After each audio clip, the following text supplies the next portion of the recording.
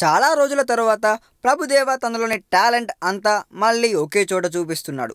ఈసారి అభినేత్రితో తనలోని డైరెక్టర్కు బ్రేక్ ఇచ్చి తనకు లైఫ్ ఇచ్చిన కొరియోగ్రఫీలో అలాగే యాక్టింగ్తో అలరిస్తున్నాడు.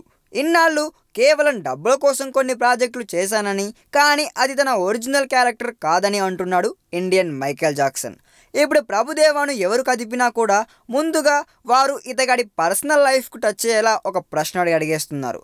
రామ్లత్ అనే అమ్మాయిని పెళ్లి చేసుకుని ఏళ్లపాటు కాపురం చేసిన ప్రభు చివరకు ఆమెకు విడాకులు ఇచ్చేసి నయనతారతో చట్టాలు పట్టాలన్నాడు. ఇద్దరూ పెళ్లి చేసుకుంటారని అందరూ అనుకున్నారు, కానీ బ్రేకప్ అయ్యింది. ఆ తర్వాత మనోడు యామీ జాక్సన్తో డేటింగ్ చేస్తున్నాడంటూ రూమర్లు వచ్చాయి, కానీ అందులో పెద్దగా క్లారిటీ లేదు.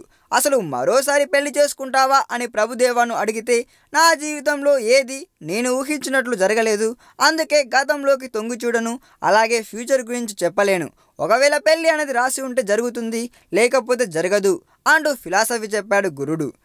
అయితే రామ్లత్తో డైవర్స్, తరువాత నయనతారతో ఎఫ్ఐఆర్ అండ్ బ్రేకప్, ఇవన్నీ ప్రభుదేవాకి తమిళనాట చాలా బ్యాడ్ నేమ్ తెచ్చేశాయి. అందుకే ఇప్పుడు ఏ విషయమైనా కూడా ఆచితూచి స్పందిస్తున్నారులేండి. ఈ వీడియో మీకు నచ్చినట్లయితే సబ్స్క్రైబ్ చేయండి. ఫిలిమి స్టార్స్ బోలెడంత న్యూస్ బోల్డ్గా.